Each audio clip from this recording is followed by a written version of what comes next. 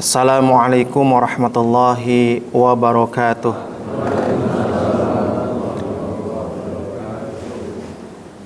Alhamdulillah wa syukrulillah wassalatu wassalamu ala rasulillah wa ala alihi wa sahbihi wa mawallah. Ashhadu an la ilaha illallah wahdahu la syarikalah wa ashhadu anna Muhammadan abduhu wa rasuluh alladzi la nabiyya wa rasula ba'dah. Ikhwatu iman, jamaah Masjid Al-Faruq yang dirahmati Allah, seraya memanjatkan segala puji dan kita bersyukur kepada Allah Tabaraka wa Ta'ala. Di pagi hari ini kita masih diberikan kenikmatan-kenikmatan, mulai dari nikmat iman, nikmat Islam, nikmat kesehatan dan kesempatan, sehingga dengan izin Allah di pagi hari ini kita masih diberikan kesempatan menghirup udara kehidupan, dan kita diberikan kekuatan, keistiqomahan untuk senantiasa melaksanakan kewajiban kita sebagai hamba Allah. Dan kita sudah melaksanakan salah satu kewajiban kita, melaksanakan ibadah sholat subuh berjamaah. Dan mudah-mudahan kita berharap ibadah-ibadah kita semuanya diterima oleh Allah Tabaraka wa Ta'ala. Amin ya Allah ya Rabbal Alamin.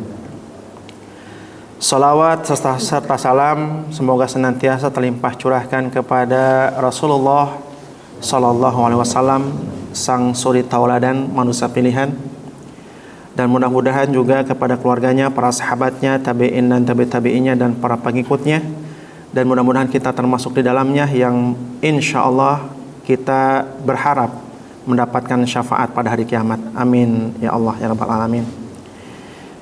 Ikhwatu iman, jamaah Masjid Al-Faruq yang dirahmati Allah, kita akan melanjutkan bahasan kita Sirah Nabawiyah, dan ini adalah pertemuan keempat ya. Ya seharusnya pertemuan keenam, karena 2 bulan kemarin ya sempat tersendat karena faktor kegiatan-kegiatan ya, baik kegiatan di masjid ini ataupun kegiatan saya pribadi. Ikhwatu iman, jamaah Masjid Al-Faruq yang dirahmati Allah, dalam kesempatan yang berbahagia ini kita akan lanjutkan pembahasan tentang silsilah Rasulullah SAW, yang kemudian nanti akan dilanjutkan dengan tahun kelahiran Nabi Muhammad SAW. Jadi belum masuk kepada masa kelahirannya. Sebelumnya kita sudah membahas tentang bagaimana kondisi sosial masyarakat Arab ya sebelum datangnya Rasulullah, kemudian juga tentang geopolitiknya seperti apa. Jadi kita belajar sirah nabawiyah tidak hanya sekedar belajar sejarah, tapi juga di dalamnya itu ada unsur politiknya, unsur ekonominya, unsur sosialnya. Jadi sebenarnya komplit ya belajar sirah nabawiyah. Dan kita belajar sirah nabawiyah, belajar tentang kehidupan Rasulullah, itu bukan hanya sekadar mengenal kehidupannya, tapi yang paling penting adalah kita bisa mengambil hikmah dari setiap peristiwa, setiap fase-fase kehidupan Rasulullah. Makanya yang dibahas dalam sirah nabawiyah bukan hanya sekedar ketika Rasulullah hidup, tapi sebelum Rasulullah dilahirkan, kemudian sampai Rasulullah dilahirkan, kemudian melaksanakan tugas kenabian, sampai Rasulullah wafat meninggalkan umatnya. Itu yang pertama. Yang kedua, kita bisa mengenal sosok kepribadian Rasulullah yang mudah-mudahan bisa dijadikan sebagai teladan dan contoh dalam kehidupan. Karena setiap manusia secara fitrah itu akan selalu mencari model, akan mencari figur yang bisa ditiru ya. Bisa ditiru cara kehidupannya.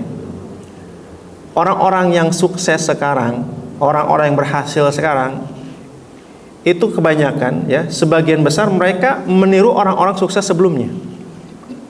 Sehingga dia mengikuti langkah-langkah orang sukses itu, sehingga dia kemudian bisa menjadi orang yang sukses seperti orang sebelumnya. Ya, sama seperti kita, ketika kita ingin menjadi manusia yang mulia, ingin menjadi manusia yang sukses dunia akhirat, maka kita perlu ya mencari model, mencari figur yang bisa kita contoh, dan contoh terbaik adalah Rasulullah Sallallahu Alaihi Wasallam. Kemudian ya, yang ketiga kita belajar sirah nabawiyah ya.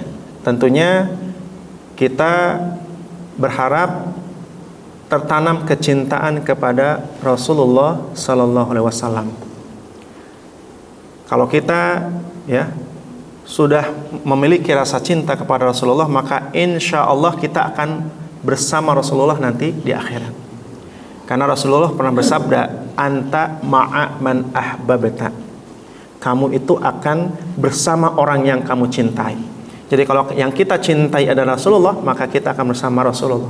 Tapi kalau yang kita cintai, yang kita idolakan adalah artis, ya, nah kita juga akan kumpul lagi sama artis, begitu, ya. Karena kata Rasulullah, anta ma'aman ahbabata. Jadi sangat penting ya bagi kita sebagai umat Islam belajar dan mempelajari sirah nabawiyah. Karena dengan belajar sirah nabawiyah kita akan mengenal sosok Rasulullah, dan juga kita akan mendapatkan ilmu-ilmu tentang agama. Karena Rasulullah adalah ya tokoh nabi yang membawa ajaran Islam. Kalau kita ngaku Islam dan umatnya Rasulullah, ya kita harus mau belajar tentang kehidupan Rasulullah dan juga mempelajari tentang Islam yang dibawa oleh Rasulullah. Baik, jamaah sekalian yang dirahmati Allah,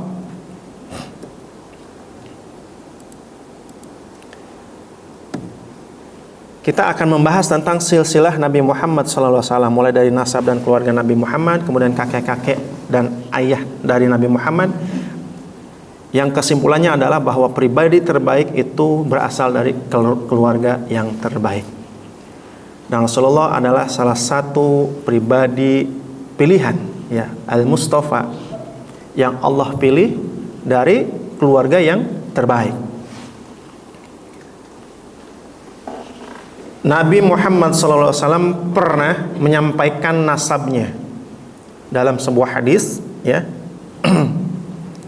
Beliau mengatakan bahwa nasab beliau adalah Muhammad bin Abdullah bin Abdul Muttalib, yang sering dipanggil Syaibah, bin Hashim, yang sering dipanggil Amru, bin Abdul Manab, Al-Mughirah bin Qusay bin Kilab bin Murrah bin Ka'ab bin Lu'ay bin Ghalib bin Fihar, ya, julukannya dari Quraisy, yang kemudian ini menjadi nama dari kaum Quraisy, kaum yang tinggal ya di tanah Makkah. Bin Malik bin Nadir Qais bin Kinanah bin Khuzaimah bin Mudrikah bin Ilyas bin Mudar bin Nizar bin Ma'ad bin Adnan. Ini menurut riwayat sahih yang dijelaskan oleh Imam Malik, ya, dan juga dijelaskan oleh Sirah Nabawiyah Imam Ibnu Hisham. Nah, dari Adnan ke Ismail, karena sebelumnya kita sudah bahas bahwa Rasulullah itu ya merupakan keturunan dari Nabi Ismail. Jadi Nabi Ibrahim kan punya dua anak, ya, Nabi Ismail dan Nabi Ishak. Dan keturunan-keturunan dari Nabi Ibrahim itu banyak yang menjadi nabi, dipilih oleh Allah menjadi nabi, sehingga Nabi Ibrahim disebut sebagai Abul Anbiya, ya, ayahnya para nabi. Karena dari Nabi Ishak, ya, lahir keturunan Yakub, Syuaib, Musa, Harun, Zulkifli, Daud, Sulaiman, Ilyas, Ilyasa sampai Isa. Nah, dari Nabi Ismail terus kosong, ya, tidak ada nabi yang keturunan dari Nabi Ismail yang dipilih. Nah, kemudian yang terakhir adalah Nabi Muhammad, dan ini Allah pilih sebagai nabi terakhir. Nah, kalau dari silsilah Adnan ke Ismail, ya, alaihissalam, dan sampai ke Nabi Ibrahim alaihissalam, itu kurang lebih ada 40 generasi, ya. Tapi ini wilayahnya ikhtilaf, jadi masih debatable ya, masih diperdebatkan. Jadi masih banyak pendapat, sehingga Imam Malik memakruhkan menyebutkan nasab beliau setelah Adnan. Karena yang paling kuat ya dan paling sahih riwayatnya tentang nasab Rasulullah yang sampai kepada Ismail itu hanya sampai Adnan. Dan ini adalah salah satu kelebihan orang Arab ya. Orang Arab itu bisa menghafal nasabnya sampai 20 generasi. Nah, kalau kita hafalnya sampai berapa?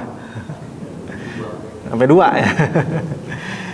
Kita kalau ada orang meninggal gitu ya, ada tahlilan, itu kan suka disebutin tuh ketika ngasih hadiah arwah tuh ya. Itu ya mentok-mentok sampai 5 ya. Orang Arab itu sampai 20 ya, minimal itu.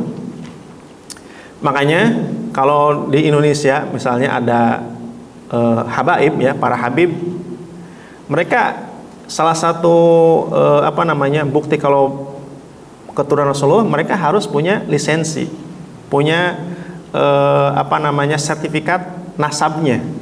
Dan yang punya kewenangan itu adalah awaliyun ya, awaliyun di Indonesia. Tapi ini juga hanya di Indonesia aja yang ada habib itu ya. Kalau di negara-negara yang lain ya nggak ada. Tapi mereka juga betul-betul sampai nasabnya kepada Rasulullah, bisa menghafal ya, kakek, buyut sama moyangnya ya, sampai nasabnya sampai kepada Rasulullah. Nah, ini silsilahnya ya. Jadi ini Nabi Muhammad sallallahu alaihi wasallam. Saya besarin ya.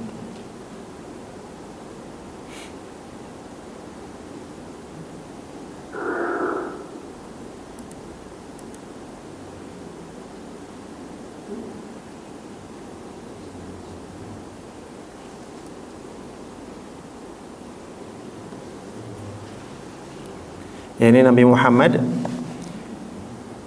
Ini paman-paman Nabi ada 10 ya. 1, 2, 3, 4, 5, 6, 7, 8, 9 pamannya, ayahnya ya.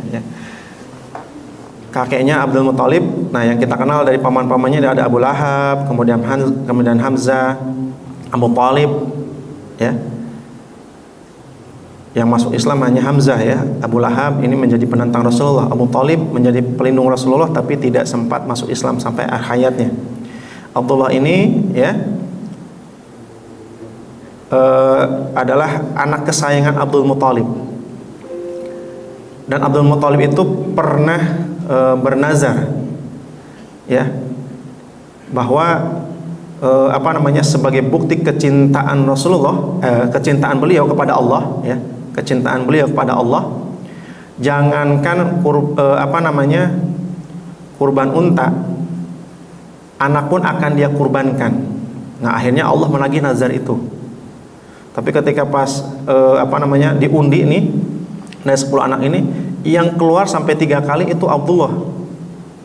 Tapi karena nggak tega ya mengorbankan Abdullah, ini Abdullah belum nikah ya, maka Abdul Muthalib menebusnya dengan 100 ekor unta.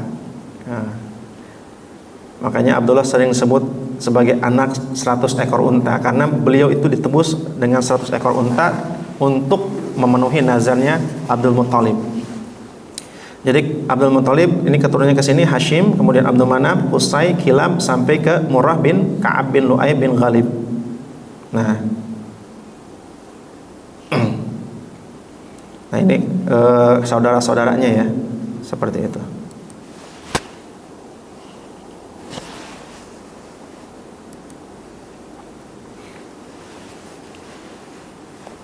Nah, ketika pada masa Qusay ya, beliau mengambil alih kekuasaan Khuza'ah di Mekah, dan wewenang Qusay bin Kilab ya,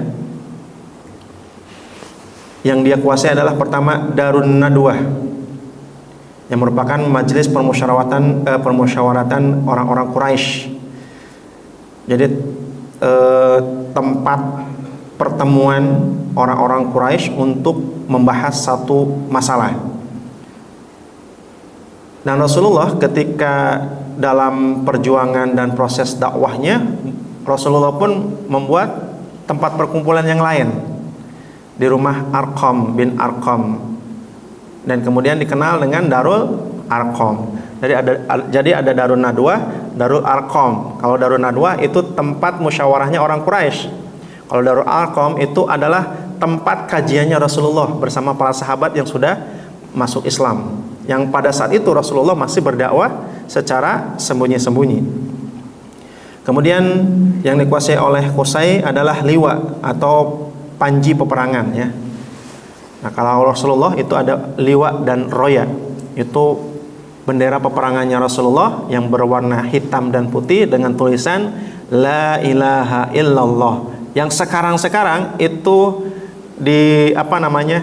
dicap sebagai bendera teroris. Padahal itu adalah benderanya Rasulullah. Dan memang itu, ya, pelabelan itu, ya, menerapkan image bahwa bendera itu adalah bendera teroris, itu adalah salah satu upaya untuk menanamkan Islamofobia, ya, ketakutan, kekhawatiran terhadap Islam. Dan itu adalah digembur-gemburkan oleh orang-orang Barat. Kemudian hijabah, ya, kunci Ka'bah, ini dikuasai oleh Qusay. Jadi kakeknya, buyutnya Rasulullah itu adalah orang yang menguasai 5 ini, ya. Kemudian siqayah, yaitu memberi minum jamaah haji. Kemudian rifaldah, memberi makan jamaah haji. Jadi sudah menjadi tradisi orang Arab, ya, dan fitrah manusia ketika mensucikan satu tempat, maka dia akan memberikan pelayanan kepada orang-orang yang datang kepada tempat suci itu. Dan orang-orang Arab menganggap Ka'bah itu adalah tempat yang suci dan disucikan. Makanya mereka menyiapkan orang-orang yang dipilih untuk menjadi pelayan bagi tamu-tamu orang yang datang ke situ. Dan yang dipilih adalah dari keluarganya Rasulullah Sallallahu Alaihi Wasallam. Dan yang dipilih itu adalah keluarga yang terbaik, ya, bukan keluarga yang sembarangan. Jadi wajar, ya, kalau kita melaksanakan ibadah haji dan umroh, itu makanan, minuman nggak usah khawatir, berlimpah, apalagi Ramadan, ya. Makanya orang-orang Indonesia banyak yang melaksanakan umroh di bulan Ramadan tanpa melalui travel, dia pakai backpacker gitu, ya, hanya beli paspor kemudian tinggal di sana, tidurnya pun di masjid, ya. Makan minum tidak usah khawatir karena di sana itu melimpah, bahkan banyak halakoh makanan, seperti itu, ya. Ini adalah merupakan doanya dari Nabi Ibrahim, ya, yang berdoa kepada Allah supaya memberikan rezeki yang melimpah kepada masyarakat Makkah pada saat itu. Makanya Raja Arab, ya, Raja Saudi itu sering disebut khadimul haramain, pembantu 2 tempat mulia. Haram itu mulia, ya, yaitu Makkah dan Madinah.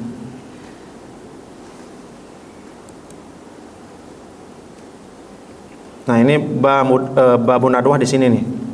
Jadi kalau yang pernah umroh ke sana, ya, ini bisa melihat ke sini, Babun Nadwah di sini. Salah satu pintu masuk ke dalam Ka'bah. Nah, ini Babun Nadwah. Di sana ada ruangan yang sangat luas.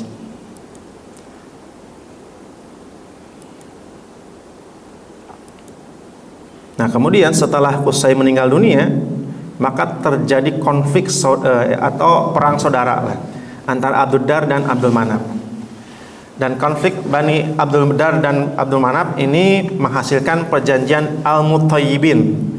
Akhirnya yang tadi, ya, 5 hal yang merupakan kewenangan dari Qusay bin Kilab ini dibagi 2. Jadi Bani Abdul Dar ini menguasai Darun Nadwah, kemudian Liwa dan Hijabah. Kemudian Bani Abdul Manaf ini menguasai Siqayah dan Rifadah. Ini masih menjelang kelahiran Rasulullah Sallallahu Alaihi Wasallam. Nah, ini Hashim, ini merupakan kakeknya Rasulullah, ya. Dan Rasulullah itu berasal dari Bani Hashim. Ini mendapatkan kewenangan ya, tugas memberi makan atau rifadah dan minum syikayah dari Banu Abdul Manaf untuk jamaah haji. Kemudian Abdul Muthalib ini pengganti Hashim dan Muthalib ya. Ayahnya Abdul Muthalib kan Muthalib ya. Pengganti Hashim dan Al-Muthalib. Kemudian sempat terjadi konflik dengan pamannya yaitu Naufal bin Abdul Manaf.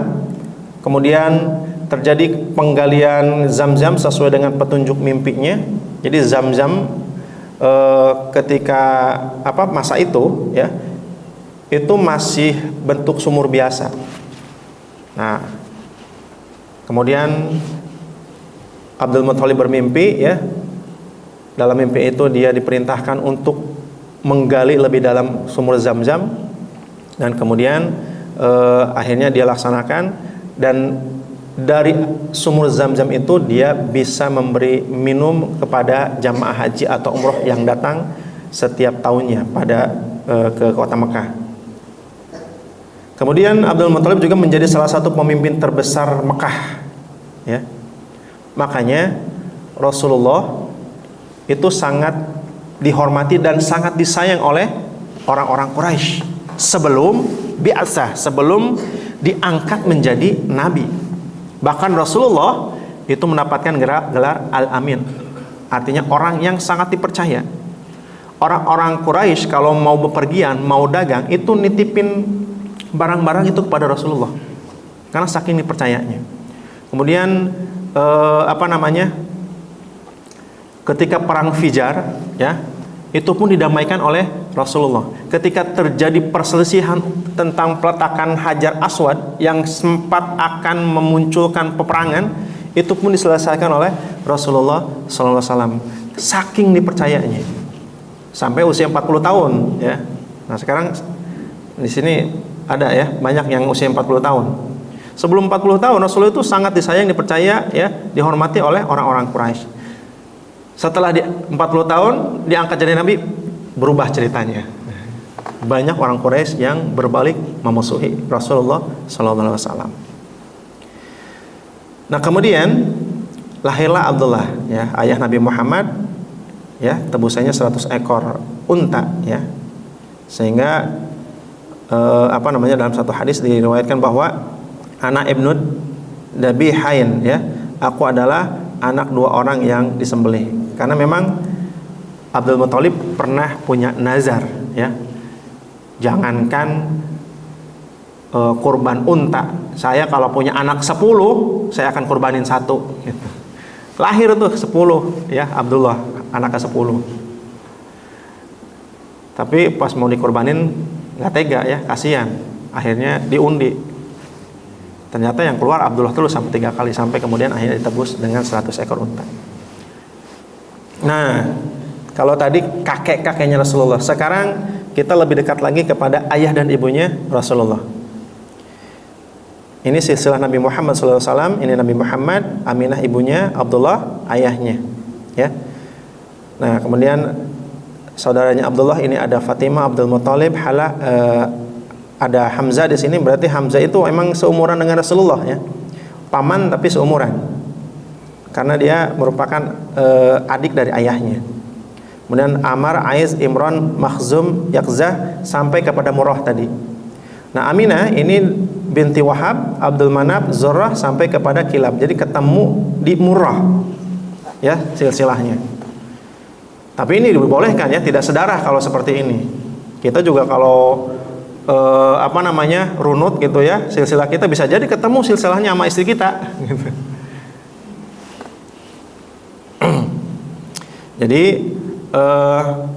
ini adalah merupakan silsilah dari ayah dan ibunya Rasulullah yang ternyata memang berasal dari keluarga yang mulia, keluarga yang terbaik, keluarga yang terhormat.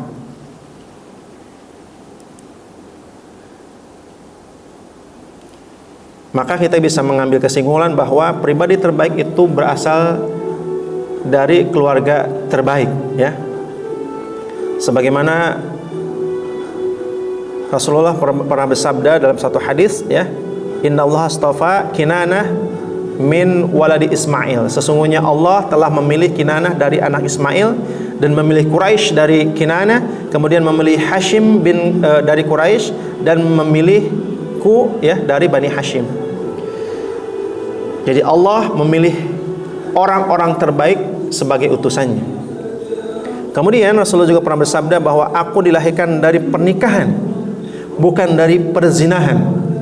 Mulai dari zaman Nabi Adam sampai ayah dan ibuku melahirkanku. Tidak pula dari perbuatan zina lainnya di zaman jahiliyah. Karena salah satu kebiasaan buruk masyarakat jahiliyah pada saat itu, mereka terbiasa dengan zina. Ya, terbiasa dengan zina. Khamar itu adalah minuman sehari-hari. Bahkan sebelum datangnya larangan khamar, ya. Ya ini otomatis. Maaf. Skip aja ya. Oke. Baik, kita lanjut. Ya, terima kasih ya. Jadi kalau ada hal-hal yang tidak berkenan silakan langsung ini aja ya. Disanggah aja. Baik, kita lanjutkan.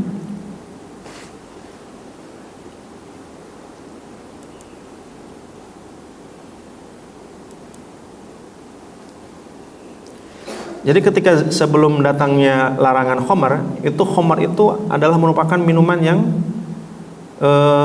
biasa sehari-hari, bahkan lebih susah nyari air putih, air minum biasa dibandingkan khamar, lebih gampang nyari khamar. Makanya Zam-Zam itu termasuk air istimewa, karena pada saat itu termasuk minuman yang langka juga, hanya Zam-Zam gitu ya, yang merupakan minuman biasa. Selebihnya kebanyakan di rumah-rumah orang-orang Quraisy itu banyak khamar, termasuk juga perzinahan, perampokan, peperangan, itu merupakan kebiasaan-kebiasaan buruknya.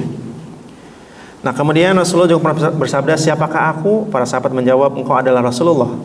Nabi bersabda, aku adalah Muhammad bin Abdullah bin Abdul Muttalib. Sesungguhnya Allah menciptakan makhluk atau manusia, kemudian Dia menjadikan aku di dalam sebaik-baik ciptaannya. Kemudian Dia menjadikan beberapa kabilah, lalu menjadikan aku di dalam kabilah terbaik. Kemudian Dia menjadikan mereka beberapa rumah dan menjadikan aku di dalam rumah terbaik dan paling baik jiwanya. Hikmah dari bab ini adalah, pertama, kemuliaan seorang nabi atau rasul adalah daya tarik masyarakat, ya, begitu juga bagi seorang dai atau ustadz atau ulama. Karenanya ulama sepakat bahwa seluruh nabi atau rasul adalah kalangan laki-laki merdeka, bukan seorang budak, ya. Berbeda jika nabi atau rasul dari kalangan rendah atau budak, maka masyarakat akan mencemoohnya. Kemudian yang kedua, orang terbaik adalah yang paling takwa, namun adalah jauh lebih baik jika ketakwaan terhimpun dengan kemuliaan. Rasulullah pernah bersabda, fa khiyarukum fil jahiliyah khiyarukum fil Islam idza fuqihu. Orang yang terhormat di antara kamu di masa jahiliyah adalah juga terhormat di dalam Islam jika mereka paham. Umar bin Khattab, orang yang terhormat ketika pada masa jahiliyah, ketika masuk Islam dia menjadi orang yang terhormat kembali. Abu Bakar, seorang saudagar kaya yang disegani, dihormati, dia terhormat sebelum datangnya Islam. Ketika dia masuk Islam, dia pun menjadi orang yang terhormat, bahkan lebih mulia. Abdurrahman bin Auf, ya, kemudian Utsman bin Affan dan sahabat-sahabat yang lainnya, Hamzah bin Abdul Muttalib, ya, sahabat-sahabat Rasulullah yang mereka ketika jahiliyah merupakan pribadi yang mulia, terhormat, maka ketika masuk Islam mereka tetap menjadi orang yang terhormat, bahkan lebih mulia. Nah, inilah salah satu keistimewaan Islam, ya. Jadi Islam akan tetap menjadikan seorang yang tadinya mulia, terhormat sebelum dia masuk Islam, setelah masuk Islam dia pun akan menjadi orang yang mulia dan terhormat, ya. Termasuk para mu'alaf, ya. Para mu'alaf, ya. Ketika mereka sebelum masuk Islam mengucapkan 2 kalimat syahadat, dia adalah anak yang istimewa di keluarganya, maka dia pun akan menjadi anak orang yang istimewa ketika sudah masuk Islam. Salah satu contohnya adalah Ustadz Felixio, ya. Dia dari keluarga Nasrani, bahkan Konghucu juga. Jadi beragam, ya. Ketika dia masuk Islam, ya, dia menjadi orang yang terhormat, orang yang mulia, bisa menjadi seorang yang mendakwahkan Islam. Yusuf Hamka yang darinya Chinese, ya, tadinya Chinese, ya. Dia dari keluarga Konghucu dan Nasrani. Dia mualaf ketika dia menjadi Islam, dia tetap menjadi terhormat, bahkan menjadi orang yang terkaya di Indonesia, ya. Jadi ini adalah salah satu contoh dan bukti nyata bahwa orang yang sebelum masuk Islam dia mulia, ketika masuk Islam dia akan semakin mulia. Termasuk para sahabat Rasulullah Sallallahu Alaihi Wasallam. Kemudian kita akan masuk kepada pembahasan berikutnya. Ini tentang tahun kelahiran Nabi Muhammad Sallallahu Alaihi Wasallam. Ya, sedikit lagi ya.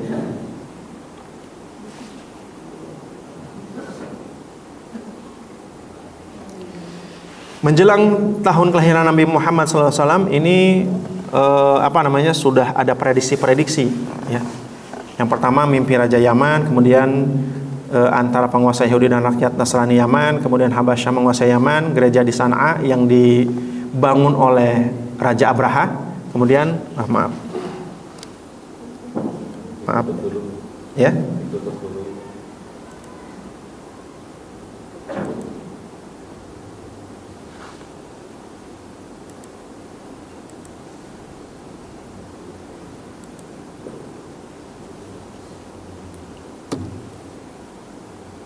Ya, bisa.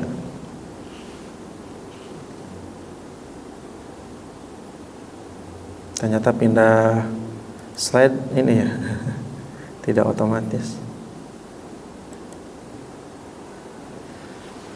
Yang pertama mimpi Raja Yaman, ya. Mimpi Raja Yaman yang bernama Rabi'ah bin Nasr, ya, tentang masa depan Yaman. Dia pernah bermimpi yang sangat menakutkan dan menyeramkan menurut dia. Karena dia tidak bisa tidur karena mimpi itu, dia memanggil para dukun, ahli nujum, ahli sihir, ya, bahkan ahli tafsir mimpi, semuanya didatangkan. Kemudian dia bertanya, apakah kalian bisa mentakwilkan mimpiku? Para dukun, ahli nujum, paranormal, ya, itu bertanya, emang baginda raja mimpi apaan? Kalau kami tidak tahu mimpinya apa, ya nggak bisa mentakwil. Terus kata Rabi'ah bin Nasr, ya, dia mengatakan, kalau saya ceritain dulu mimpi saya tidak akan mendapatkan jawaban yang puas, ya, dari kalian. Karena yang bisa mentakwilkan mimpi saya itu adalah orang yang mengerti sebelum saya kasih tahu. Kan aneh ya. Minta takwil dari sebuah mimpi, ya, tapi nggak mau nyeritain mimpinya apa gitu. Nah, kemudian para ahli nujum, paranormal, kemudian ahli sihir itu mengatakan, ya, kalau urusan seperti ini mah yang paling ahli adalah dua orang, ya. Yang pertama Syatih dan yang kedua Syiq. Dia yang paling paham urusan ini. Maka didatangkan tuh, ya, Syatih dan Syiq. Yang pertama datang adalah Syatih. Kemudian raja bertanya pada Syatih, apa yang kamu lihat tentang mimpi saya? Dan saya tidak mau ceritain mimpi saya. Aneh ya, raja mau begitu, ya. Raja mau bebas, ya, sultan mau bebas. Pengen tahu takwil mimpinya tapi nggak mau ceritain mimpinya. Akhirnya Syatih mencoba menerawang. Ya, mungkin ini salah satu kelebihan yang dimiliki oleh dia. Dan dari zaman Nabi Yusuf juga, ya, Nabi Yusuf juga termasuk orang yang diberikan ilham oleh Allah, ya, tentang bisa menakwilkan mimpi. Kata Syatih, saya melihat dalam mimpi Anda bermimpi bahwa muncul gumpalan hitam, ya, seperti arang jatuh di dataran rendah, kemudian setelah jatuh itu melahap semua makhluk hidup yang ada di sekitar itu. Kata Rabi'ah bin Nasr, ya, Raja Yaman ini, kamu benar, saya mimpi seperti itu. Arti mimpi saya apa? Nah, kata Syatih, ini pertanda bahwa, ya, kaum Habsyi itu akan menginjakkan kaki di negeri kita dan mereka akan menguasai negeri kita dan mereka akan mengusir kita. Kemudian Raja Rabi'ah bin Nasr itu bertanya lagi, apakah peristiwa itu terjadi pada masa kepemimpinanku atau setelahku? Kata Syatih, peristiwa ini akan terjadi 70 tahun setelah kepemimpinan Anda. Nah, ini menjadi kekhawatiran. Dan memang ternyata betul, ya. Setelah 70 tahun, ya, Raja Habasyi melakukan penyerangan, kemudian menaklukkan kerajaan Yaman. Kemudian ditanya lagi, ya, terus bagaimana selanjutnya? Ya, akan terjadi kekacauan, dan yang akan menyelesaikan ini adalah seorang nabi akhir zaman. Nah, ini udah ada prediksi. Dan ini, ya, prediksi ini terjadi 2 abad sebelum kelahiran Nabi Muhammad. Jadi 200 tahun sebelum kelahiran Nabi Muhammad itu sudah ada prediksi-prediksi yang menjadi tanda akan lahirnya seorang nabi akhir zaman. Kemudian pengganti Raja Yaman itu digantikan oleh Hasan bin Tuba' As'ad, kemudian berperang dengan Madinah, ya. Tuba' As'ad mengunjungi Mekah dan dia memberi kiswah Ka'bah pertama, ya. Kemudian setelah itu terjadi kekacauan internal di keluarga kerajaan, ya, ini udah menjadi hal yang biasa. Makanya sekarang juga bukan hal yang aneh, ya. Di keluarga kerajaan Saudi terjadi kekacauan juga, ya, kekacauan internal, ya karena ini, ya, rebutan kekuasaan. Kemudian terjadi subversif eksternal keluarga kerajaan, dan Zur'ah Zunnuwas bin Tuba' As'ad menjadi raja, nah, yang merupakan penganut agama Yahudi.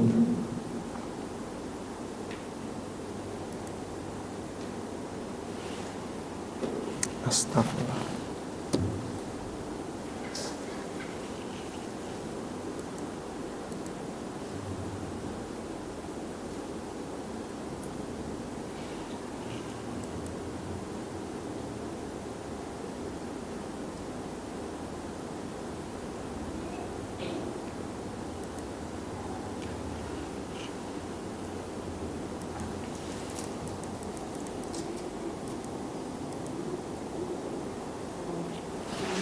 Nah, jamaah sekalian, ini kiswah pertama yang menjadi penutup Ka'bah. Jadi bukan kayak sekarang, ya. Jadi kiswah juga itu mengalami proses pergantian, ya, bermacam-macam. Nah, kemudian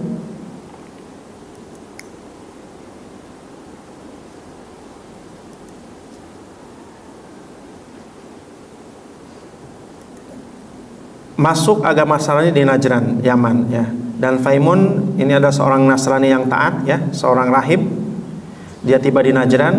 Kemudian Abdullah bin As-Samir itu berguru kepada Faimun sehingga dia meninggalkan ilmu sihir.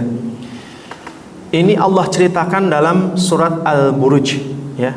Was-sama'i dzatil buruj, ya. Demi gugusan bintang, ya, nanti akan saya ceritakan.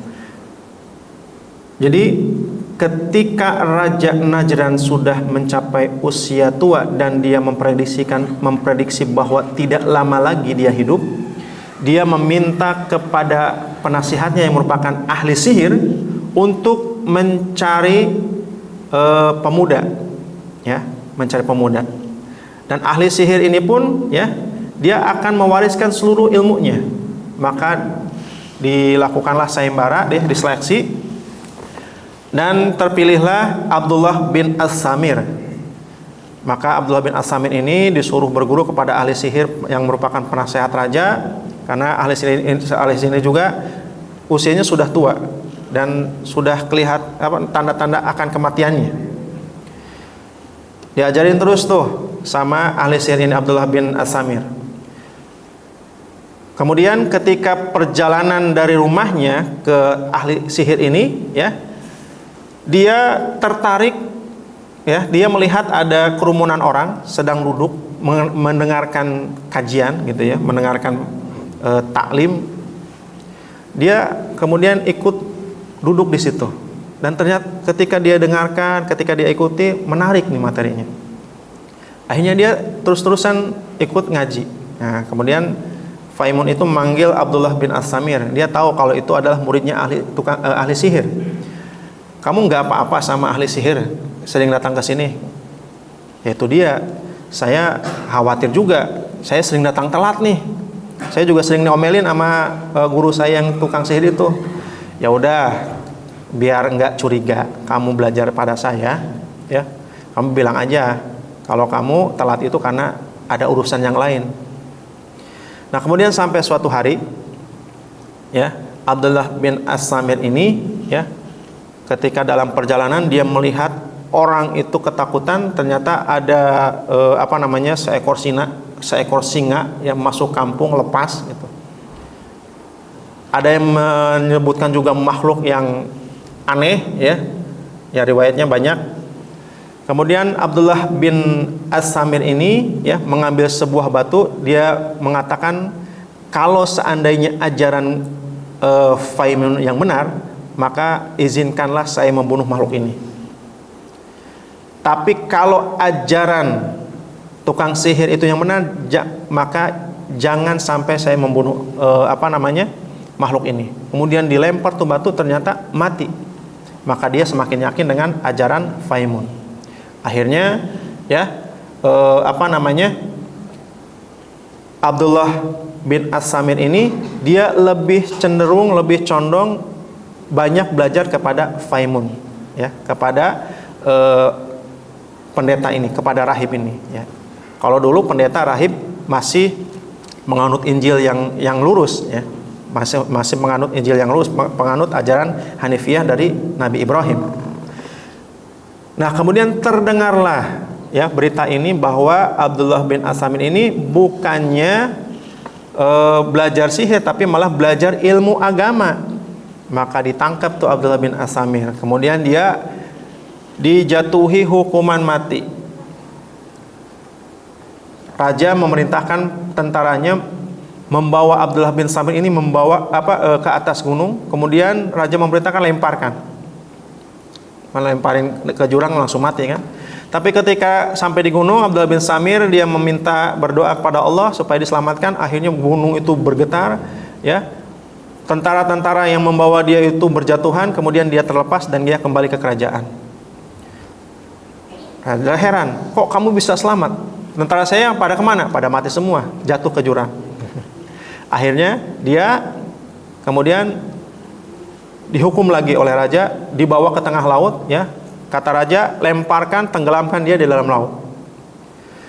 Dibawa tuh ke laut, ya, dengan sebuah kapal besar. Ketika mau dilemparkan, ya, dia minta kepada Allah, perlindungan kepada Allah. Allah datangkan satu badai, ya, kemudian mengguncangkan kapal itu, dan para awak kapal itu, ya, mereka terlempar ke laut. Hanya dia yang selamat. Dia kembali ke kerajaan.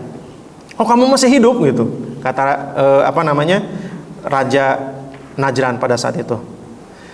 Anda tidak akan bisa membunuh saya kecuali dengan satu syarat.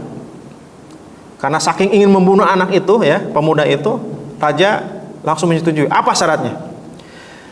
Anda kumpulkan seluruh rakyat, ya, di alun-alun kerajaan. Kemudian Anda siapkan panah saya. Tapi ketika mau manah, Anda ucapkan, ya, Bismillahi bihadza rabbi gulam, dengan menyebut nama Allah Tuhan pemuda ini. Betul saja tuh, diikutin sama raja. Dia panah pemuda itu dengan mengucapkan Bismillahi rabbi hadzal gulam, dengan mengucapkan nama Allah Tuhan pemuda ini. Dan ketika anak panah menancap, ya, kepada tubuh Abdullah bin As-Samir meninggal dunia, wafat.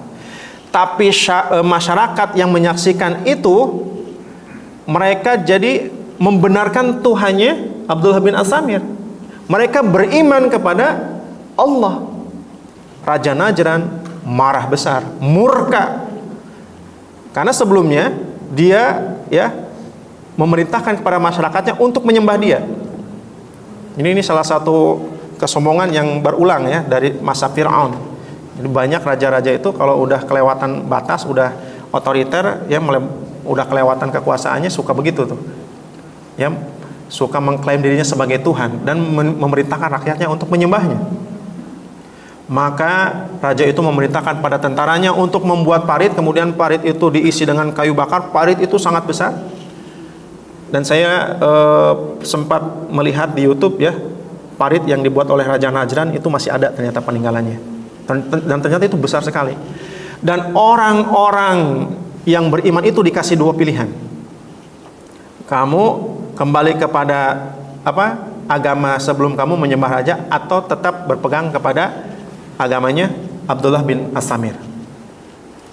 Orang yang berpegang kepada agama Abdullah bin As-Samir menyembah Allah, dia akan dilempar kepada parit itu. Sampai ada seorang ibu ya menggendong anaknya akan dilemparkan, ibunya udah ketakutan.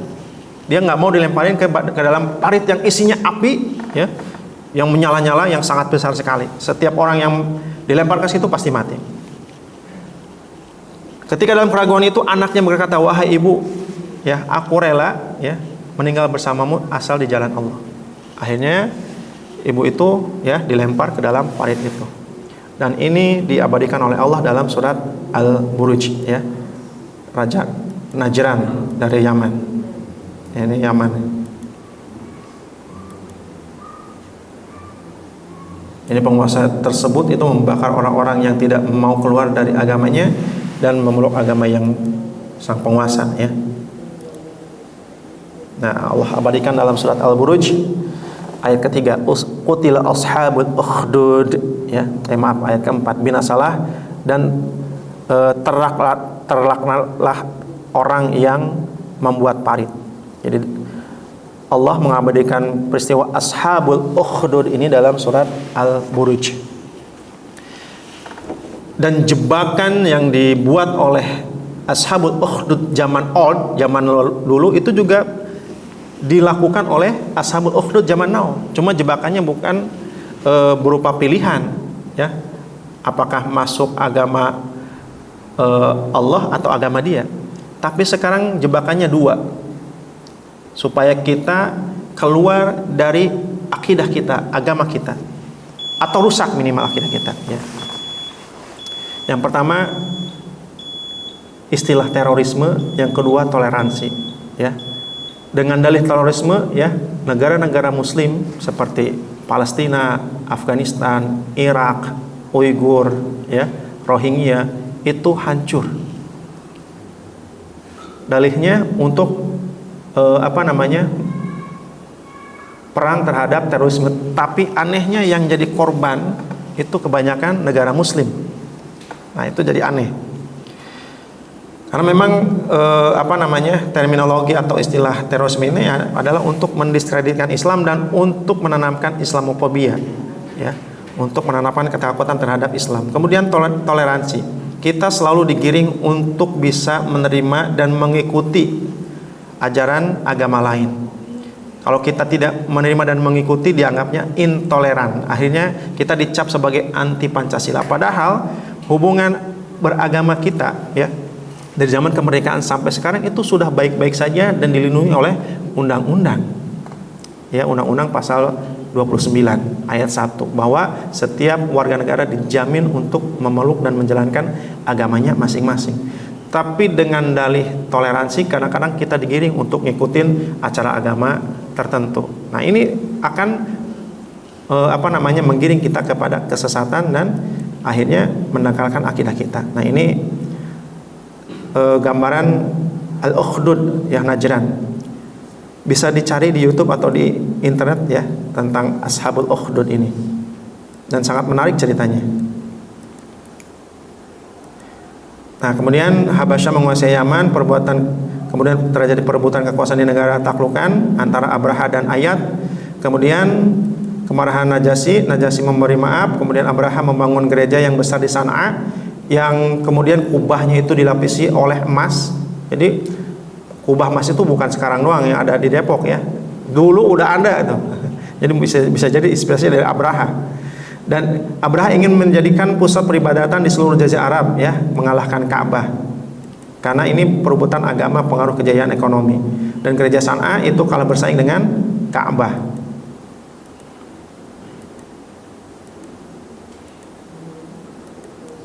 Ini rute pasukan gajah ketika akan menyerang Ka'bah, dan ini adalah pada tahun kelahiran Rasulullah Shallallahu Alaihi Wasallam yang sering disebut dengan tahun gajah. Hikmah dan pelajaran dari bab ini adalah pertama, keagungan Ka'bah menunjukkan keberadaan sisa-sisa Hanafiyah yang dibawa oleh Ibrahim. Jadi Ka'bah merupakan peninggalan agama yang lurus. Ya, kemudian kedengkian kaum Nasrani terhadap Ka'bah, sehingga mereka ingin menghancurkan Ka'bah.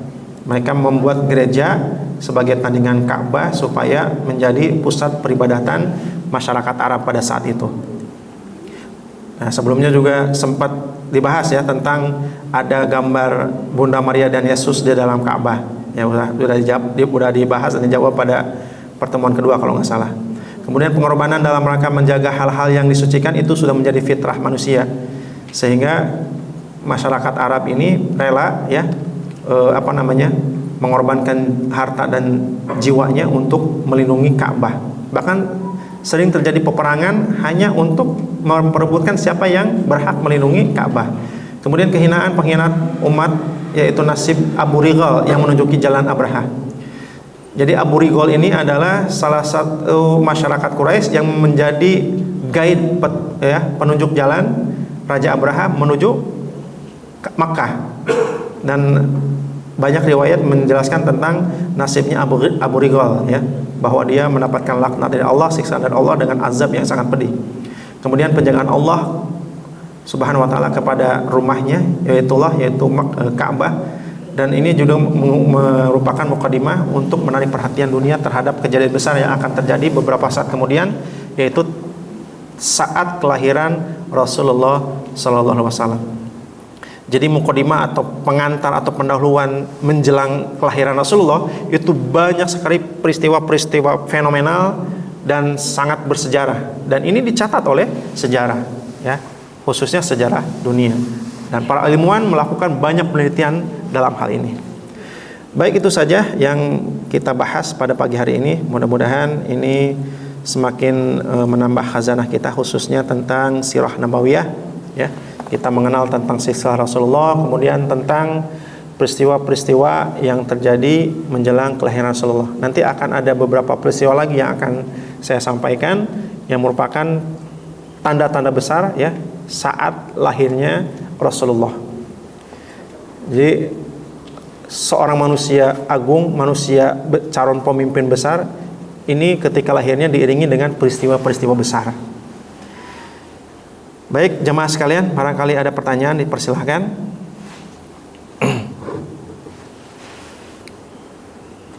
Kalau tidak ada ya kita silakan Ustaz. Ya, terima kasih Ustaz. Yang saya ingin tanyakan seperti tadi prediksi atau yang diberikan takwil mimpi raja itu. Iya. Rabi Abin oleh takwilnya itu benar. Nah, ilmu apa yang dimiliki takwil tersebut sehingga bisa mengetahui hal yang termasuk hal yang gaib? Gitu, Ustaz. Terima kasih, Ustaz. Iya. Syatih ini seorang dukun paranormal. Ketika dia ditanya, "Kamu kok bisa tahu apa yang saya mimpikan?"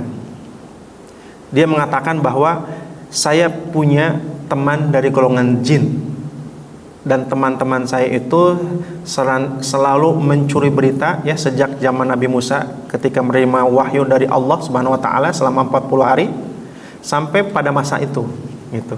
Jadi informasi-informasi itu ya dia dapatkan dari temannya jin. Itu kata syatihnya sendiri ya, paranormal itu, dukun itu. Dan tidak aneh ya kalau dukun itu berinteraksi, bergaul dengan jin.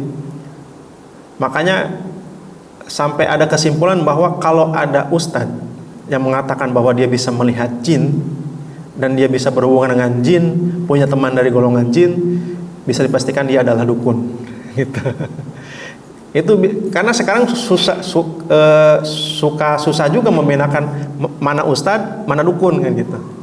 Karena dukun juga berbaju ustadz kan sekarang tuh. Banyak. Cuma ya ada yang memang khusus yang memang berpakaian dukun juga seperti gitu. Jadi kata syatihnya begitu.